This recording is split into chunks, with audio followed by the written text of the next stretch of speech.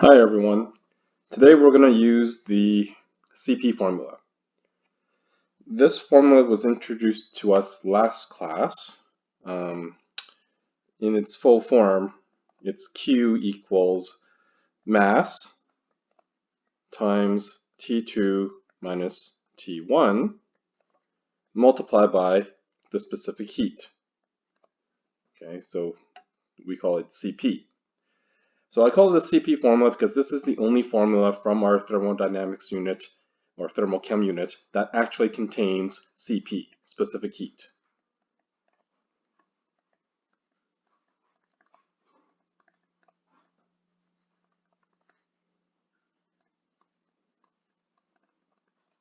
Okay.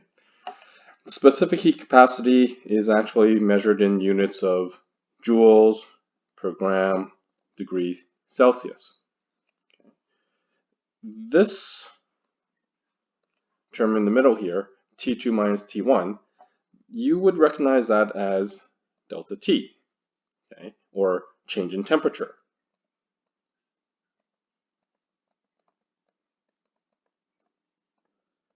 And temperature in this case is measured in units of degrees Celsius. M represents mass. Now, this has to be in units of grams. So if you have kilograms, you have to change it or convert it to grams. And then finally, Q represents your heat energy. And this is always measured in joules, capital J. So in terms of when you use this particular formula, you tend to use this formula when you're calculating the amount of heat that's involved in changing the temperature of a substance. Okay, so use this formula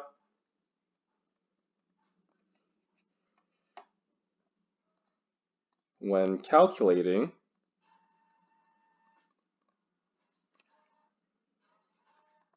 the amount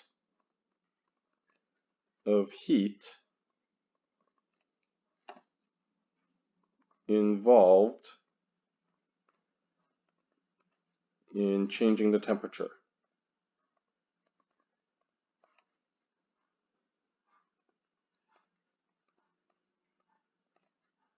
of a substance. Okay, and it could be any substance.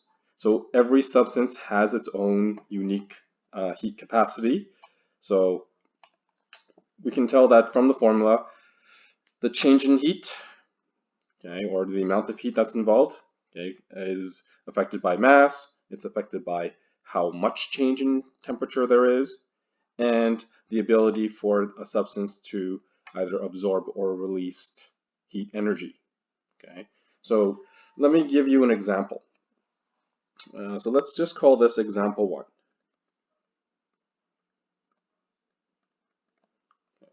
Let's say you have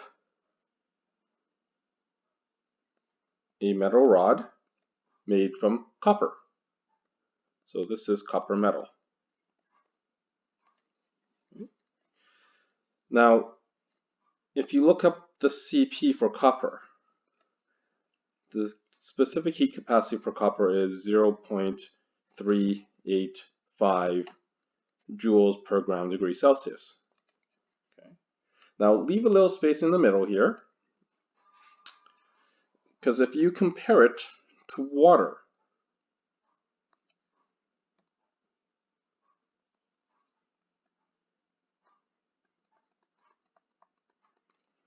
water's specific heat, so let's say water, okay, H2O. Water specific heat I introduced to you guys last time, and it is 4.18 joules per gram degree Celsius. Okay, so when you compare the two here, let's say we have for both situations, just to make it fair. Let's say they both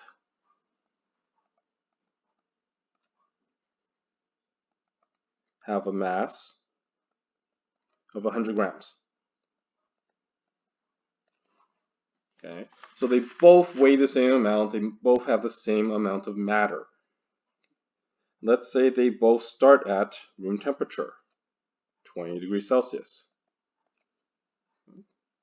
And let's say that we heat both items, okay, the metal and the water, until the temperature reaches, let's say, 50 degrees.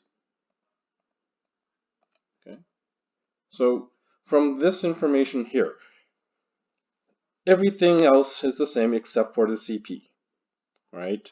So they have a mass of 100 grams. The change in temperature is actually going to be T2 minus T1, which in this case is 50 minus 20, which gives you 30 degrees Celsius. Okay, so if we insert these values into the CP formula, okay, for each one, we should be able to find out how much heat it would require to turn 20 degrees Celsius metal into 50 degrees Celsius metal, okay, and the same with water. So what we're trying to do is we're trying to figure out how much heat this metal is absorbing in order to have this temperature change of 30 degrees. Okay. So both the Q values here represent how much heat is being absorbed. So if we have to find out what the Q value is, we just use our formula. Okay. So it's 100 grams for the mass. The change in temperature is 30 degrees Celsius. And the CP for copper was 0.385 joules per gram degree Celsius. Okay. We do the same thing for water. Q equals 100 grams of water times the change in temperature, which is again 30 degrees Celsius in this case, times 4.18 joules per gram degrees Celsius. Okay, so when you do the calculations for each one, the one for copper comes out to be approximately 1,155 joules, okay, because grams will cancel out, Celsius cancels out, all you're left with is joules. On the other side, it comes out to be 12,540 joules of heat energy. Okay, so what does this actually mean?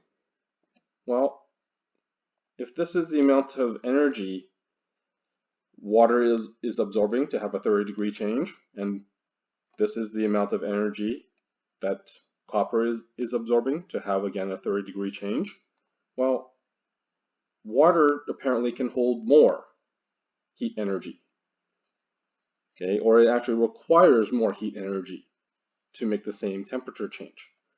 Okay, so let's just get this down. Water needs to absorb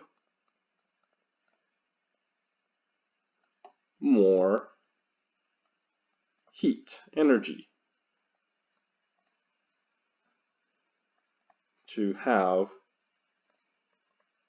the same change in temperature. Okay. And this is because water has a higher or larger heat capacity.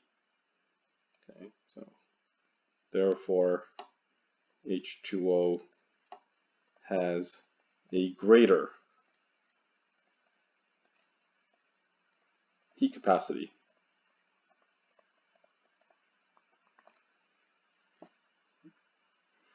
if you want to learn a little bit more about what heat capacity actually is, okay, stick around for the next video.